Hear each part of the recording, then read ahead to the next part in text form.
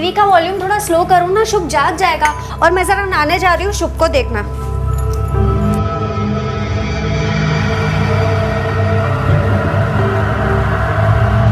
जूने पुराने कपड़े के बदले बर्तन ले लो, कलछी ले लो, कढ़ाई ले लो, बर्तन ले लो। ये बर्तन वाली इधर आ।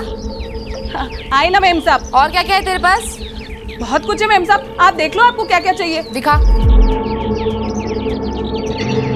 देखो मेम साहब, क्या चाहिए आपको? ये इतना लंबा घूंघट क्यों निकाला हुआ है? तो क्या है ना मेम साहब, हमारे उधर जब भी घर से बाहर निकलते हैं तो घूंघट करके ही निकलते हैं। देखो ना मेम साहब, बहुत बढ़िया कुकर है, कुछ ही कपड़ों में दे दूंगी।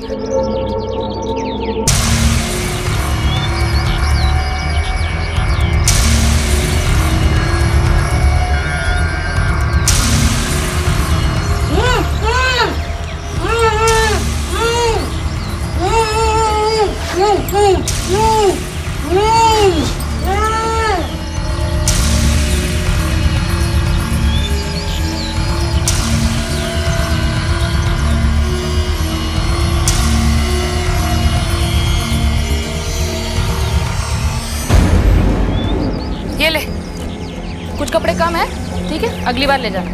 मेम साहब जरा इसको रखवा दो ना। बर्तन ले लो। क्या है अजी, दिन भर चें चें चें चें। हाँ। अभी रुको।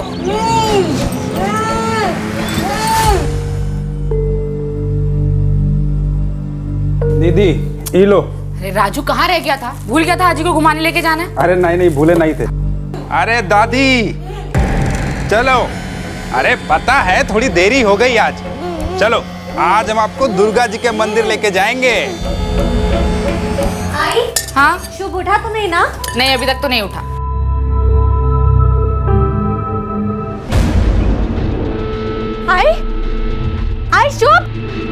आई शुभ कुठे गेला? अरे वहीं होगा, देखना पालने में। आई पालने में नहीं है शुभ। शुभ कहाँ है? राजू आया था ना, वो राजू तो नहीं लेकर गया ना उसे? राजू तो अभी आजी को लेकर गया घुमाने के लिए। तू रुक एक मिनट। शुभ शुभ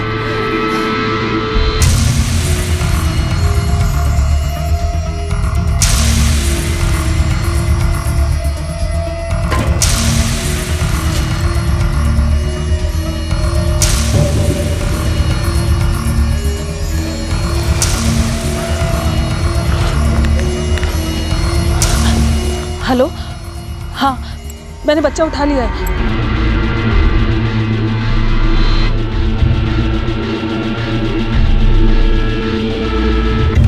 अरे भंवर, 2 प्लाई टेम्पो खड़ा है, पांडे जी का डाल दे उसमें।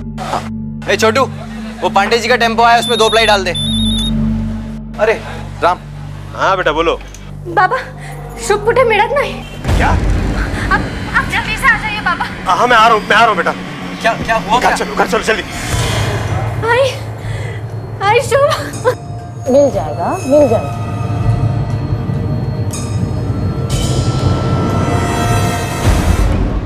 नमस्कार, आदाब। क्राइम पेट्रोल डायल 100 में आप सबका स्वागत है। दिन दहाड़े मुंबई के उपनगर मीरा रोड में पुराने कपड़ों के बदले बर्तन बेचने वाली औरत एक नवजात शिशु को उसकी अपाहिज और गूंगी दादी की आंखों के सामने से उठाकर ले जाती है। इतनी आसानी और तेजी के साथ वो इस काम को अंजाम देती है कि किसी को शक होने के पहले ही वो सबकी आंखों के सामने से इस नवजात शिशु को लेकर ओझल हो जाती है। कौन थी ये औरत और इस बच्चे को चुराकर वो क्या हासिल करना चाहती थी? हम सब ने ऐसे कई किस्से सुने होंगे, अखबारों में पढ़े होंगे, जहां छोटे बच्चों को अगवा कर लिया जाता है। लेकिन हमारा आज का ये केस क्या सिर्फ बच्चे की किडनैपिंग से जुड़ा हुआ है, या फिर बच्चे की किडनैपिंग सिर्फ एक शुरुआत है एक ऐसे खौफनाक अपराध की जिसे देखकर आप हैरान रह जाएंगे।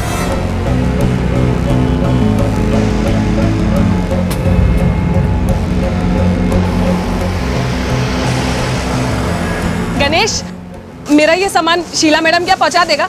मैं बाद में जाके ले लूंगी। अरे रोज रोज सामान ही भिजवाती रहेगी, कभी तू भी तो चल मेरे साथ। चलूंगी ना, अभी नहीं। क्या बात है, तू घबराई हुई क्यों है? नहीं तो ठीक तो है। हाँ सब ठीक है। और तू अपना ध्यान मेरे पर से हटा और काम पर लगा, और जरा ये सामान उतरवा ना। ला दे।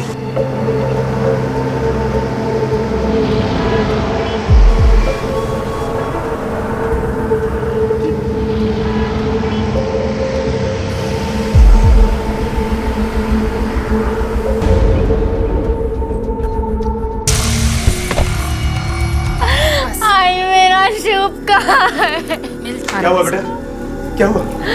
पापा हाँ अच्छा ठीक है, मिल जाएगा, ढूंढेंगे उसे, मिल जाएगा। बट मेरी ये समझ में नहीं आ रहा कि घर में 3 लोग थे, उसके बाद भी घर के अंदर घुसकर किसी ने बच्चे को उठा लिया।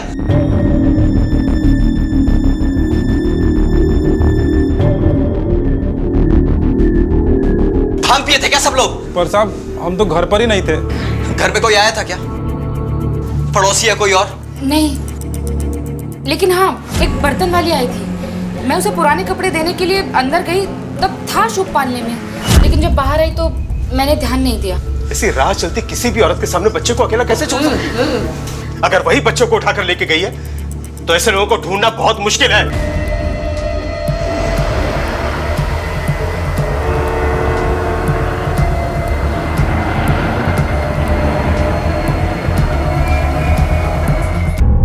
पुलिस को फोन करके बताना पड़ेगा।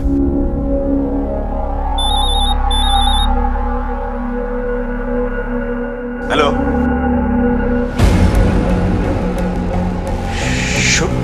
शुभ तुम्हारे पास है? 10 लाख जो चाहिए तुम्हें मिल जाएगा। मेरे नाती को कुछ नहीं होना चाहिए। हेलो हेलो हेलो, क्या हुआ बाबा? बाबा शुभ का है, मेरे शुभ को ला दो बाबा, बाबा मेरे शुभ को ला दो बाबा। कुछ नहीं होगा, चल लेके आ जाऊंगा उसको।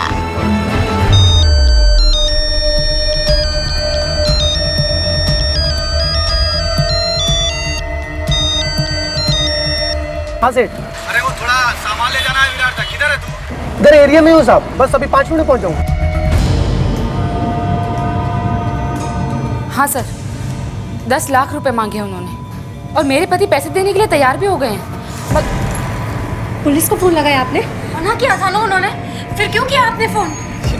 ये क्या किया तुमने?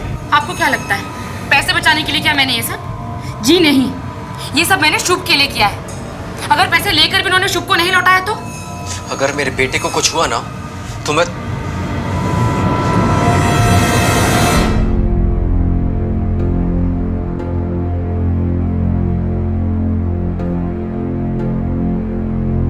चलो आ जाओ। हाँ रखती हूँ। अरे यहाँ देख टोकरी है, कोई टूटने वाला सामान तो नहीं है? अरे कुछ नहीं यार, पुराने कपड़े और बर्तन है। तुम लोग माल भरो फटाफट, मैं चाय पी जाता हूँ। अच्छा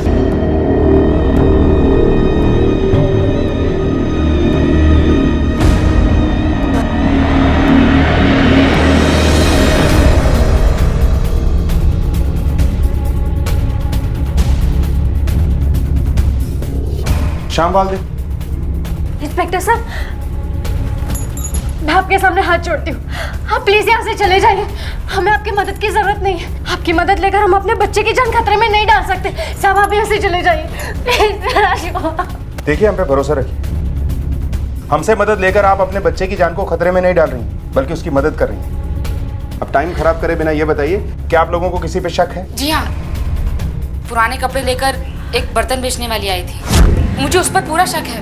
हो ना हो उसी ने हमारे शुभ को उठाया है। उसने ना लंबा घूंघट भी किया हुआ था। इतना लंबा घूंघट क्यों निकाला हुआ है? तो मैं उसका चेहरा नहीं देख पाई। आपने भी उसे नहीं देखा? नहीं, मैं तो नहाने गई थी, आजी और आई बाहर थे। मेरी आई, हो सकता है शायद इन्होंने उस औरत को बच्चे को ले आते हुए देखा, लेकिन ये चल फिर नहीं सकती है, बोल भी नहीं सकती। शायद ही आपको कुछ बता। आपने उस औरत को देखा था जो बच्चा उठा के ले गई?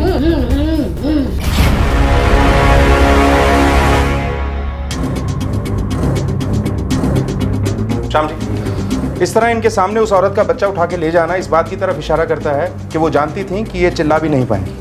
मतलब जिसने भी ये किडनैपिंग की है वो आपके परिवार के बारे में अच्छी तरह से जानता है। लेकिन हमारा तो किसी के साथ में कोई छोटा मोटा झगड़ा भी नहीं है, फिर क्यों करेगा कोई ऐसा?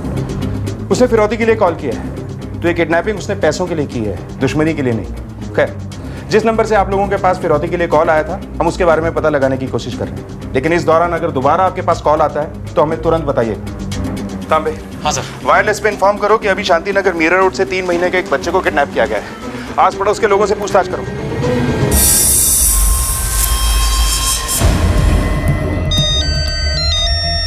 हाँ मंजू। गणेश, तू सामान लेके पहुंच गया ना? अरे मेरे को एक अर्जेंट भाड़ा आ गया था, इसलिए मैं विरार जा रहा हूँ। क्या तू अभी तक सामान लेके मेम साहब क्या नहीं पहुंचा?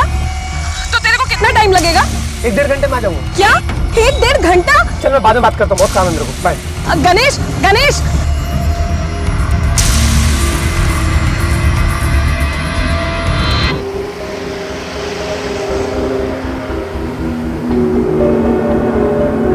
आपने आसपास में किसी बर्तन बेचने वाली औरत को देखा था?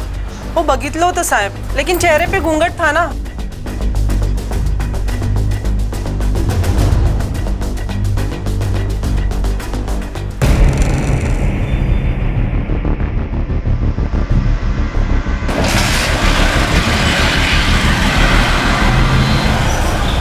तुम्हारा शाम सेठ और भंवर कहाँ थे आज सुबह?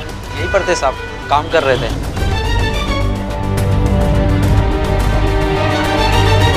कुछ बताना चाहते हो क्या? सर, पड़ोसियों में से किसी ने भी उस बर्तन बेचने वाली को नहीं देखा, लेकिन पूछताछ के दौरान श्याम की फैमिली के बारे में पता चला है। माया, जिसने हमें फोन करके इन्फॉर्मेशन दी थी, वो दरअसल श्याम की दूसरी पत्नी है।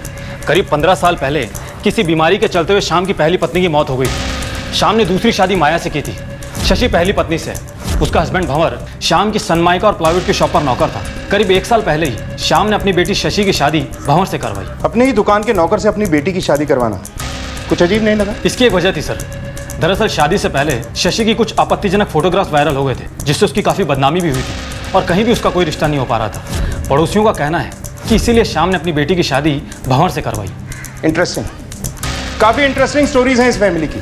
हो सकता है ये किडनैपिंग भी इस फैमिली की किसी स्टोरी का प्लॉट या सब प्लॉट हो, क्योंकि जिस तरह प्लानिंग से किडनैपिंग की गई है, इसमें कोई शक नहीं कि किडनैपर फैमिली की डेली रूटीन के बारे में अच्छी तरह से जानता था। वो जानता था कि शशि 11 बजे बच्चे की मालिश करने के बाद नहाने के लिए जाएगी। दादी और माया के अलावा वहाँ कोई नहीं होगा, और उसे ये अच्छी तरह से पता था कि सामने होते हुए भी दादी कुछ नहीं कर पाएगी। इस तरह की प्लानिंग बिना किसी इंसाइडर की हेल्प के पॉसिबल नहीं लगती मुझे, लेकिन वो हो कौन सकता है?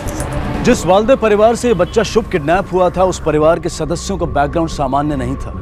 कुछ रिश्ते मजबूरी में जुड़े थे और कुछ बड़ी असामान्य परिस्थितियों में जुड़े या जोड़े गए थे। तो क्या वर्तमान में घटी इस घटना का संबंध इस परिवार या इस परिवार के किसी सदस्य के अतीत से था, या कोई दुश्मन था जो इस परिवार से किसी तरह का कोई बदला ले रहा था, या कोई दोस्त था जो अब दुश्मन बन चुका था, या फिर कोई ऐसा जिसका इस परिवार से कोई रिश्ता नहीं था?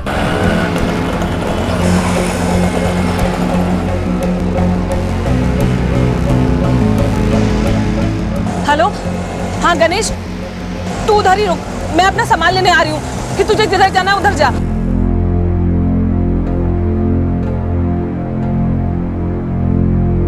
मुझे पता था आप यहीं हो। ये क्या कर रहे हैं आप? पुलिस ढूंढ रही है ना शुभ को, तो क्या जरूरत है अपना सब कुछ दांव पे लगाने की? तुमने शशि को कभी अपनी बेटी माना ही नहीं, लेकिन मैं बाप हूँ उसका। पर ये पैसों का लालच ठीक नहीं है। ये पैसे मैंने कमाए, तुम्हें चाहिए ना, तुम्हें और दूंगा, लेकिन फिलहाल इन पैसों से शुभ की जान बच सकती है। जाने दो मुझे। ना बाप होना तो याद रहता है आपको, लेकिन आप मेरे पति भी हैं, ये बात आपको याद दिलानी पड़ती। आपकी बेटी का दर्द दूर करने के लिए मैं अपना बुढ़ापा नहीं खराब कर सकती। अरे, आप लोगों को पता है शशि कहाँ है? नहीं, क्यों, क्या हुआ? पता नहीं, घर पर भी नहीं है, कहीं चली गई है वो। तू यहाँ क्या कर रहे हो? देखो कहीं जाके उसको। हाँ, मैं देखता हूँ। मैं आ रहा हूँ।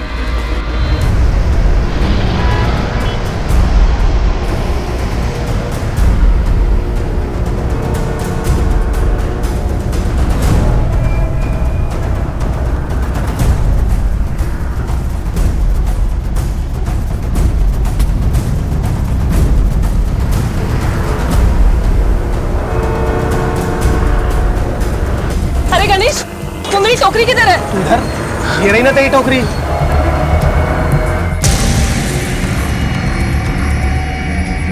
इसमें सामान था, वो किधर है? पागल हो गई तू, दिमाग खराब हो गया तेरा। जैसा तूने सामान दिया था वैसे के वैसे लेके आओ। बता तू किधर गया था? अरे यार, मैं जमील भाई के पास गया, उधर से माल लादा और चला आया इधर। किधर है जमील भाई की दुकान?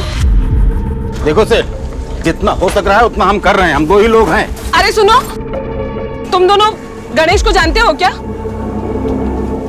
हाँ, क्यों? वो अभी आधा घंटा पहले टेम्पू लेकर आया था ना इधर सामान उठाने के लिए। उसमें एक टोकरी थी, टोकरी में कुछ सामान था। तुम दोनों ने देखा क्या? नहीं, मैंने सामान रखा और वो चला गया। पक्का तुम लोगों ने कुछ नहीं देखा? नहीं, कुछ नहीं देखा हमने।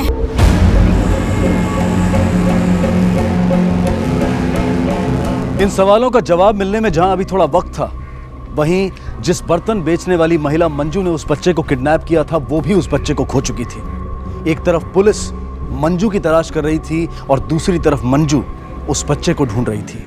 क्या मंजू को वो बच्चा मिलेगा? और सबसे बड़ा सवाल यह था कि कब और कैसे पुलिस के हाथ मंजू तक और मंजू से होते हुए उसके हैंडलर तक पहुंचेंगे।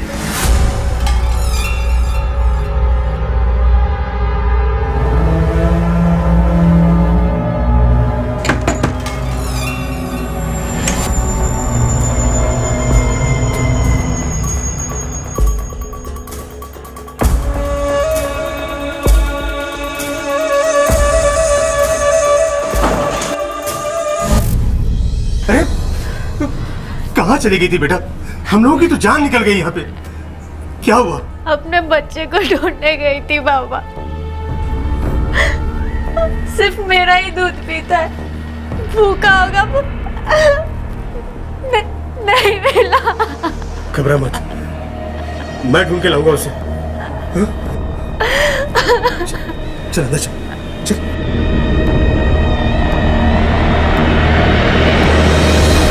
सर, हमारी टीम उस बर्तन वाली औरत का पता लगाने की कोशिश कर रहे हैं, लेकिन फिलहाल कुछ पता नहीं लग पाया है। हम अगर जिस नंबर से वो रैंसम कॉल आया था, वो नंबर मीरा रोड के एक शॉप पे लगे पीसीओ का है। उसके ओनर से मैंने बात की है, लेकिन वो भी बता नहीं पाया कि वो कॉल किया किसने था। एरिया में कोई सीसीटीवी कैमरा है? सर, चेक किया था मगर नहीं है। अब हमें उस औरत को तलाश करना होगा। या किडनैपर दोबारा रैंसम के लिए कॉल करे, जो कि अब तक उसे करना चाहिए। यहाँ से राइट लो। हाँ शर्मा जी, नहीं आपका माल निकल गया, आधे घंटे में पहुंच जाए। अवर, जी बिल्कुल। तुमसे एक बात पूछनी। तुम्ही ना गायब किया है ना शुभ को? दिमाग तो खराब नहीं हो गया आपका? मैं अपने ही बच्चे को क्यों गायब करूंगा? क्या मिलेगा मुझे? फिरौती की रकम, और मैं तुम्हें बहुत अच्छी तरह से जानती हूँ। तुम पैसों के लिए कुछ भी कर सकते हो।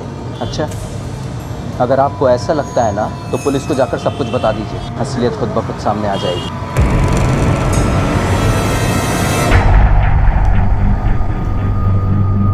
साहब से मिलना था। मैडम, आपने बुलाया था? हाँ, ध्यान से देखो इन औरतों को और बताओ, कहीं इनमें से तो वो औरत नहीं थी? खोलो।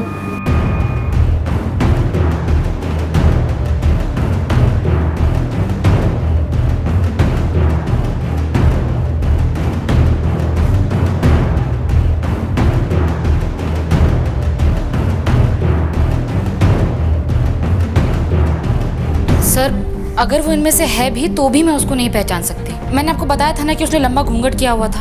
ठीक है, अब जा सकते हैं। तामे, जाने दो इन्हें। यस सर, आप लोग भी जाइए।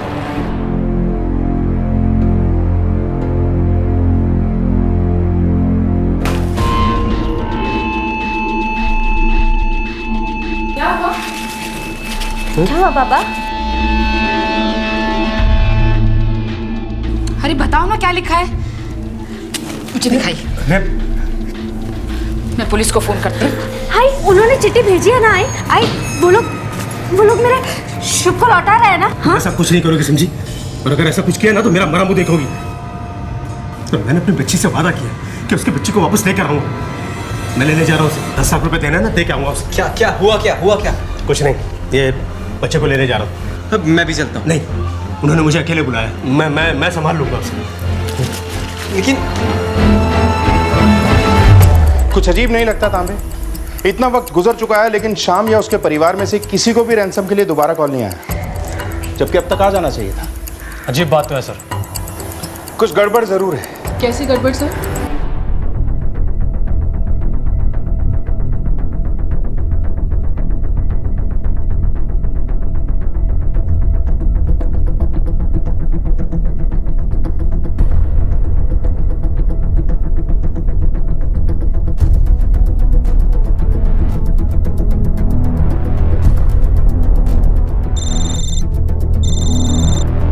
बोलो कामले।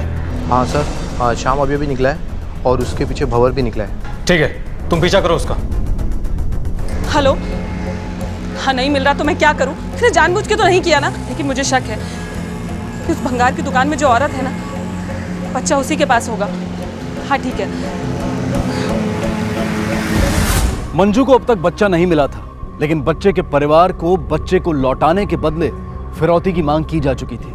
तो फिर कौन था ये जिसने ये फिरौती की मांग की थी? या ये मंजू का ही कोई साथी था जिसने पहले बच्चे को मंजू से छीन लिया था और अब मंजू के साथ डबल क्रॉस करके फिरौती की रकम को अकेले ही हजम कर जाना चाहता था?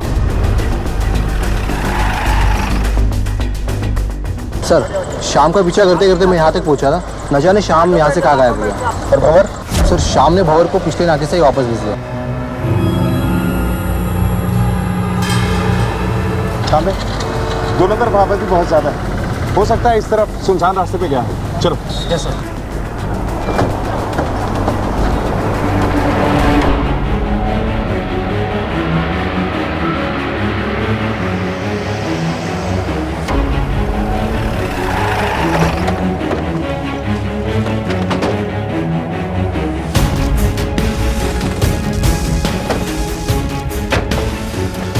शाम की गाड़ी यहाँ है तो शाम भी आसपास ही होगा। चलो देखते हैं इधर।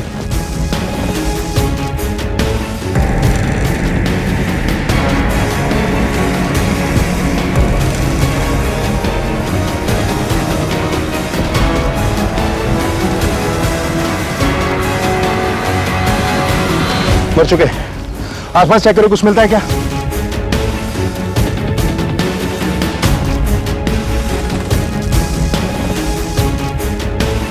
सर ये देखिए सर, जो बैग ये घर से लेकर निकला था वो तो यहाँ पर है ही नहीं। हो सकता है लोग उसे मारकर पैसे लेकर चले गए। मतलब किडनैपर जानता था कि हम इनके घर के फोन्स टैप कर रहे हैं, इसीलिए उसने चिट्ठी लिखकर इन्हें यहाँ बुलाया। लेकिन ये तो किडनैपर को पैसे देने के लिए आए थे, फिर किडनैपर को इन्हें मारने की जरूरत क्यों पड़ी होगी? सर हो सकता है शाम किडनैपर को जानता था, इसीलिए उसने अपनी पहचान छिपाए रखने के लिए शाम का मर्डर कर दिया और पैसे लेकर चला गया। हो सकता है, लेकिन एक बात साफ है कि किडनैपर और ये मर्डर दोनों को एक ही आदमी है और बच्चा अभी उसके पास है। फॉरेंसिक टीम को फोन करो और लाश को पोस्टमार्टम के लिए भेजो। Yes sir. बाबा, बाबा, मुझे मेरे मामा के पास जाना है। मुझे मेरे मामा के पास ले चलो। बाबा, मुझे मेरे मामा के पास जाना। पैसे भी ले गए और उन्हें भी मार दिया। मुझे माननी नहीं चाहिए थी उनकी बात, पीछे जाना चाहिए था उनके। तो शुभ शुभ का इंस्पेक्टर साहब, मेरा बच्चा कहाँ है? देखिए, अगर आपके पिताजी का मर्डर और वो किडनैपर दोनों एक ही इंसान है तो आपका बच्चा अभी उसी के पास है। नहीं, इसका मतलब शुभ बाबा के कातिल के पास नहीं। मुझे मेरे बाबा शुभ को ले गया।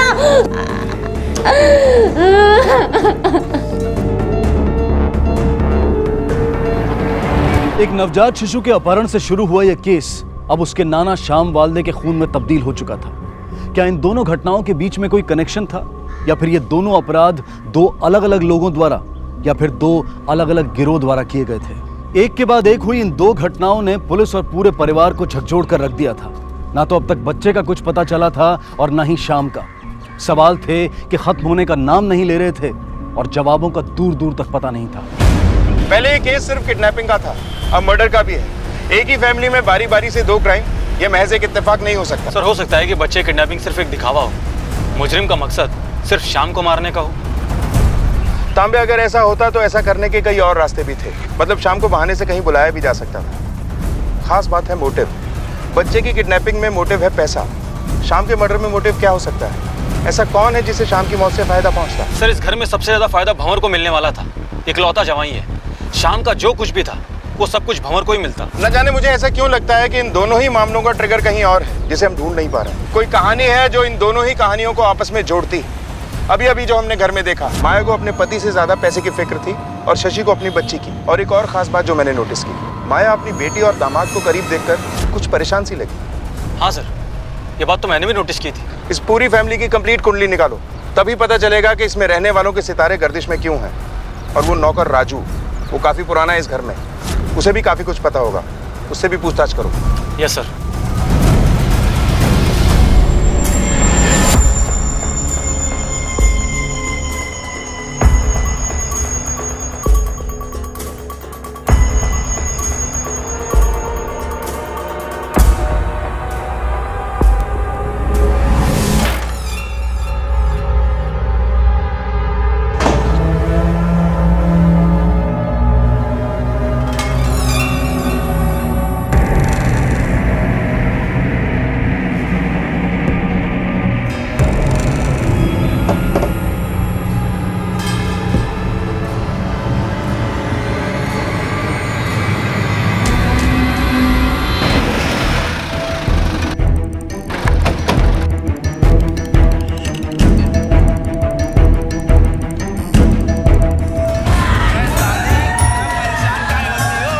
बच्ची कुची जिंदगी है, मौज में जियो, देखो, अरे मजा लो।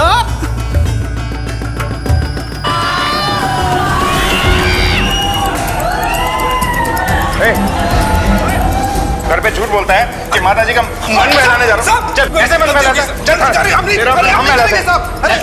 माता जी को घर छोड़ कर आओ और बताना मत इस लड़के के बारे में। सिनेमा देखता ये खुद तो सिनेमा देखता ही है, साथ में दादी को भी लेकर जाता है। कुछ नहीं किया साहब, हमारा विश्वास कीजिए साहब, हम कुछ नहीं किए। हम नहीं शशि स्त्री के लड़के को चुराए हैं और नहीं साहब को मारे हैं साहब। इतना तो हम लोग भी जानते हैं, तू वो बता जो हम नहीं जानते हैं। इस फैमिली के बारे में जितना और जो कुछ भी जानते हैं सब बता। झूठ बोलने और छुपाने की कोशिश मत करना, वरना ऐसी सजा दूंगा जो तू सह नहीं पाएगा। बोल। सर, ये देख, इसके फोन में क्या मिला?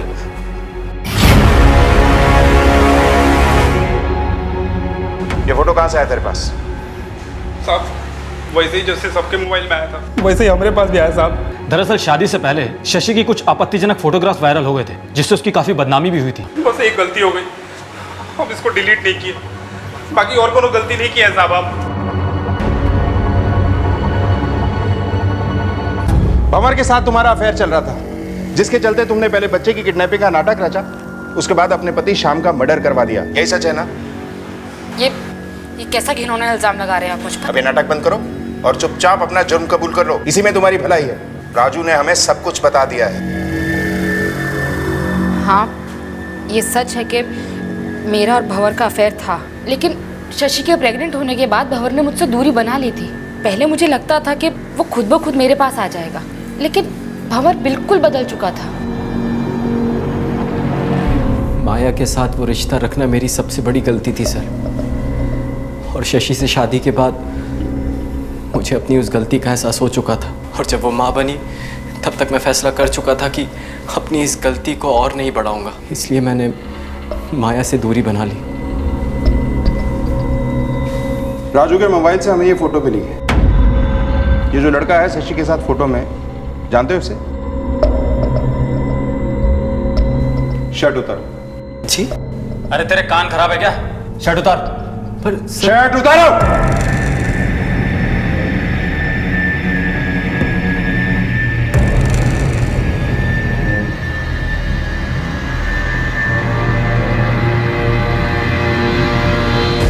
अब तो तुझे पता चल ही गया होगा कि हमें सब कुछ पता चल चुका है। चल अब कहानी सुना ही दे।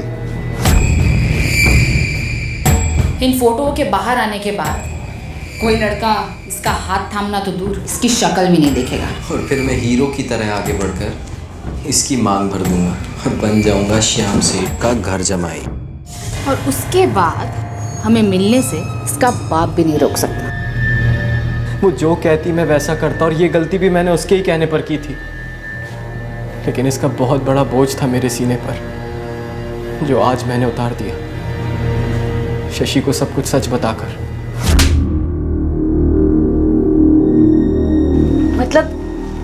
मतलब धोखा दिया है तुमने मुझे। शशि, सच में अब सिर्फ तुम्हारा हूं। मेरा यकीन करो, मेरा तुम्हारी माँ से अब कोई रिश्ता नहीं है। मुझे मेरी जिंदगी में मेरे बच्चे के अलावा अब कोई नहीं चाहिए, तुम भी नहीं। सर, अगर मेरे मन में कोई भी चोर होता तो मैं शशि को सब सच सच क्यों बताता? जी हाँ, बताया था उसने मुझे कि कैसे उसने और माँ ने मिलकर धोखा दिया मुझे और बाबा को।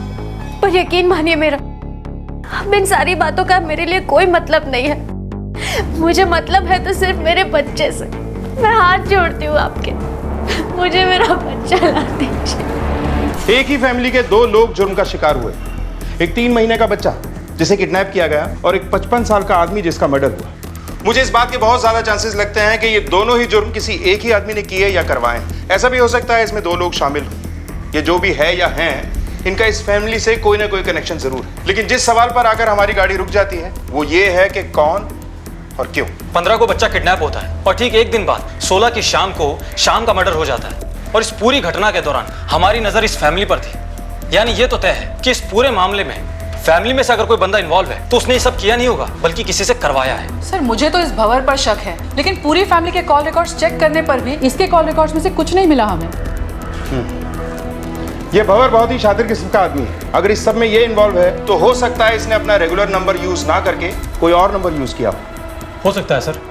और हाँ सर, शशि और माया के कॉल रिकॉर्ड्स में एक माधव नाम के आदमी का नंबर सामने आया है। दोनों की बहुत ही बातें हुआ करती थी, लेकिन अब उस नंबर पर कोई भी कॉल रिसीव नहीं कर रहा। मैंने एड्रेस निकालने के लिए बोल दिया, एक बार एड्रेस आ जाए तो। साहब मेरा पति के खिलाफ रपट लिखवा नहीं साहब, उसने मेरे बच्चे को बेच दिया साहब। एक मिनट अब बताओ हुआ क्या है? साहब मैं काजूपाड़ा चौल में रहती हूँ। मैं और मेरा पति वही कबाड़ के गोदाम में काम करते हैं साहब।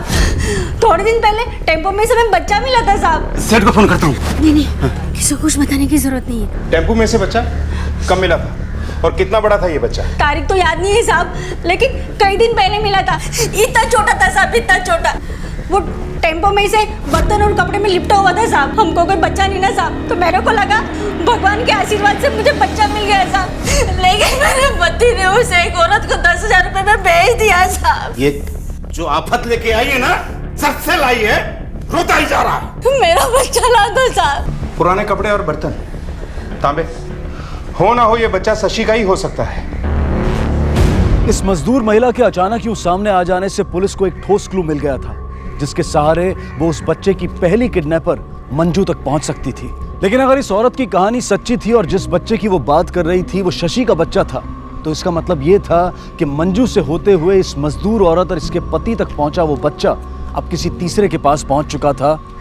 यानी कि वो बच्चा पुलिस की पहुंच से अब कुछ कदम और आगे पहुंच चुका था। लेकिन सिर्फ ये मजदूर महिला वो नया चेहरा नहीं थी जिसकी इस कहानी में एंट्री हुई थी। कोई और भी था जो उतना जाना पहचाना नहीं था, लेकिन आगे चलकर इस कहानी के एक अहम किरदार के रूप में सामने आने वाला था। बच्चा किसको बेचा?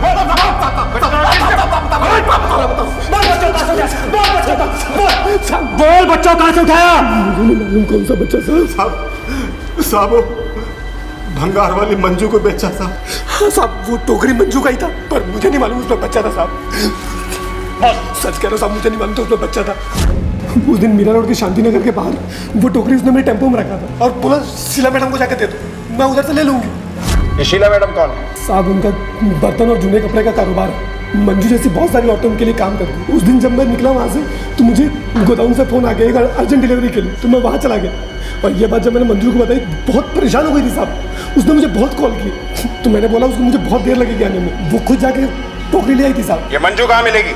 साहब वो पीछे गली के नुक्कड़ पे शायद उसका लेफ्ट में मकान है साहब।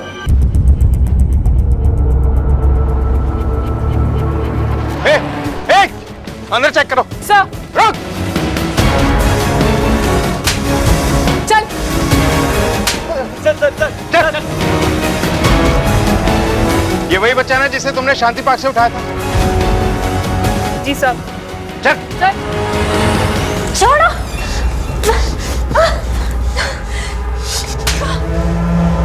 तेरे बाप को मरे 2 दिन भी नहीं हुए, हमारा बच्चा गायब है और तू अपने यार से मिलने निकल पड़ी।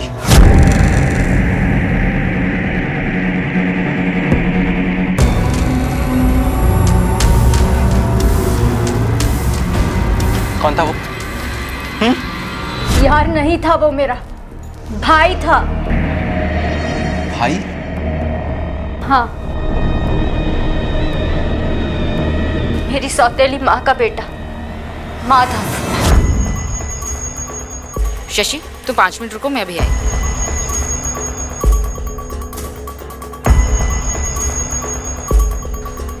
बस इतने में पूरा महीना कैसे चलाऊंगा मैं? मुझे तो लगता है आपको मेरी फिक्र ही नहीं है। अरे नहीं माधव बेटा, ऐसी कोई बात नहीं है।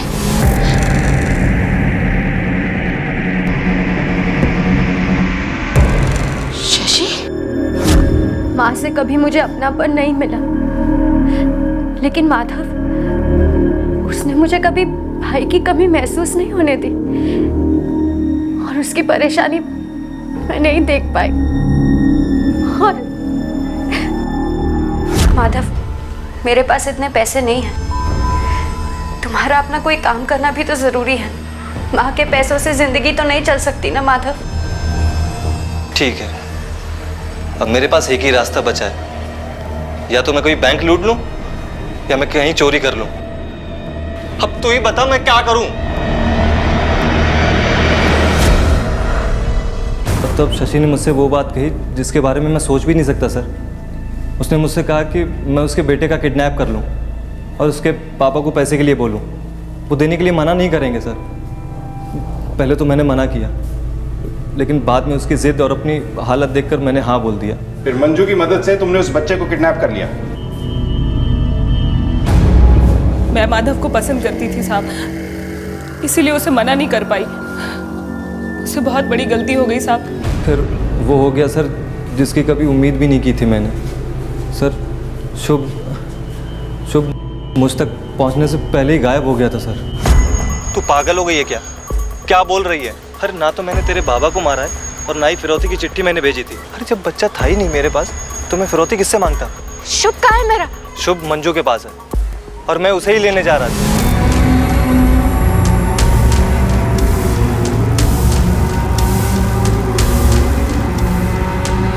कौन था वो? मेरा शुभ।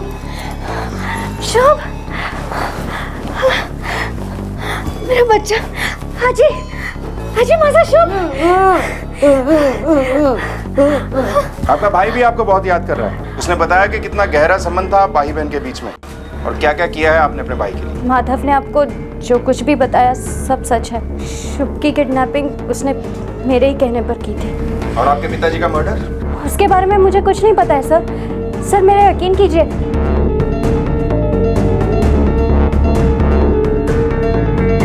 सर सीन ऑफ क्राइम से पहले ये वो आखिरी जगह है जहां पर सीसीटीवी इंस्टॉल्ड है। तांबे, जिस दिन शाम का मर्डर हुआ था उस दिन का इस कैमरे का पूरा फुटेज ले लो और हर आने जाने पे नजर रखो। Yes sir. ये तो हमें पता चल चुका है कि बच्चे की किडनैपिंग का प्लान माधव और खुद शशि ने बनाया था, लेकिन शाम के मर्डर की गुत्थी अब तक अनसुलझी है। ये क्लियर नहीं हो पाया है कि शाम का कत्ल किसने किया और उसके कत्ल की वजह क्या हो सकती है। सर, ये रही माधव की कॉल और लोकेशन की रिपोर्ट। इसके हिसाब से फिरौती की चिट्ठी जब आई तो वो शाम के घर के करीब था ही नहीं। ये भी तो हो सकता है जिस तरह से इन्होंने मंजू से किडनैपिंग कराई, ये चिट्ठी भी किसी और से फिकवाई है। पॉसिबल है सर। हो सकता है इन लोगों ने ये काम खुद ना करके बल्कि किसी और से करवाया। सर सीसीटीवी फुटेज आ गई। लगाओ।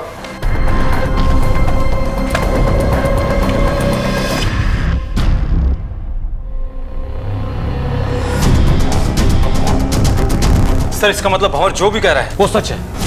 रिवर्स करो इसे। ये वापस लौटा तो जरूर था, इसे वापस पुलिस स्टेशन बुलाओ। Yes sir.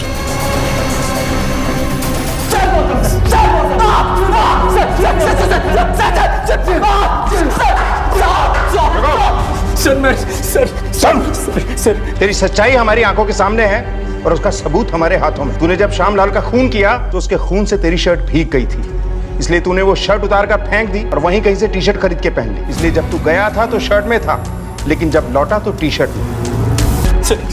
लेकिन तेरी बदकिस्मती से वो सब हमारी आंखों के आ गया। दीपा, दिखाओ इसे।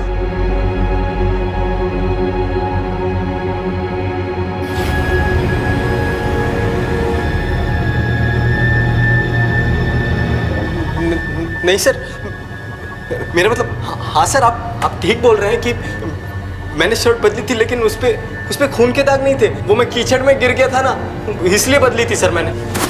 सर मैं सही कह रहा हूँ सर। तूने शायद मेरी बात ध्यान से नहीं सुनी। मैंने कहा था तेरी सच्चाई हमारी आंखों के सामने है और उसका सबूत हमारे हाथों में। वो शर्ट जो तूने फेंकी थी ना, वो हमें मिल गई।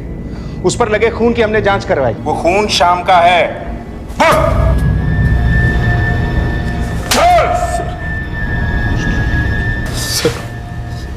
सर मुझे पता चल गया था कि हमारे बेटे को खुद शशि ने ही किडनैप करवाया था। दया की ज़रूरत मुझे भी थी। जब शशि दया दिखाई रही थी तो मैंने सोचा कि उसकी दया का इस्तेमाल थोड़ा मैं भी कर लेता हूँ। हाँ, वो चिट्ठी मैंने ही फेंकी थी। मैंने उसे बुलाया था, इसलिए मुझे पता था कि वो कहाँ जाने वाला है।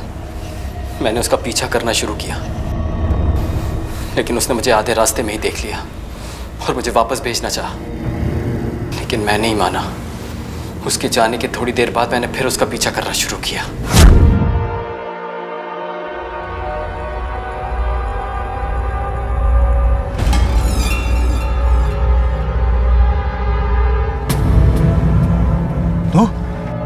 मैंने बुलाया था तुम्हें और वो चिट्ठी भी मैंने फेंकी थी। नमक हराम।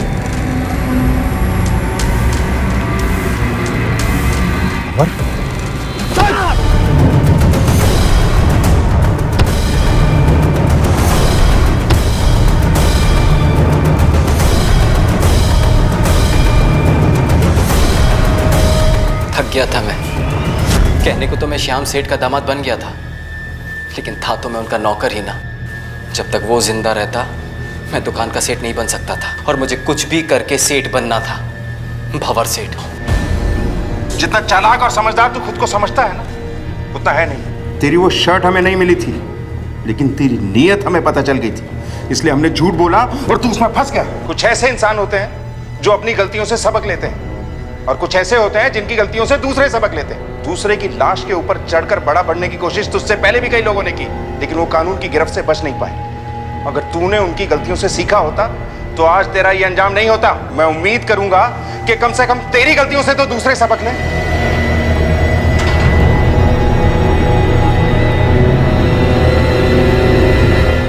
शशि अपने सौतेले भाई की मदद करना चाहती थी, इसलिए शशि ने अपने भाई के साथ मिलकर खुद अपने ही बच्चे की किडनैपिंग की प्लानिंग की, जो कि उल्टी पड़ गई। शायद इस जुर्म की कहानी का जन्म बुराई की नहीं बल्कि भलाई की कोख से हुआ था, जिसे आगे बढ़ाया भंवर के लालच ने और बहुत जल्द बहुत कुछ पा लेने की उसकी गलत मानसिकता ने। लेकिन इस केस से यह भी साफ है कि गलत रास्ते पर उठाया गया कदम हमें गलत अंजाम तक ही ले जाता है, चाहे उसके पीछे का मकसद किसी की भलाई ही क्यों ना हो, जैसा कि इस केस में शशि के साथ हुआ। इस कहानी से मिलने वाली सीख हम सब तक पहुंचे और हमारे समाज में फिर से कभी इस तरह की घटना की पुनरावृत्ति ना हो, इस उम्मीद के साथ मैं अनूप सोनी आपसे विदा लेता हूं। फिर मुलाकात होगी अगले एपिसोड में एक और चौंका देने वाले केस के साथ। तब तक अपना और अपने परिवार का ख्याल रखें और देखते रहें क्राइम पेट्रोल डायल 100। सबक एक को, सीख हम सबको।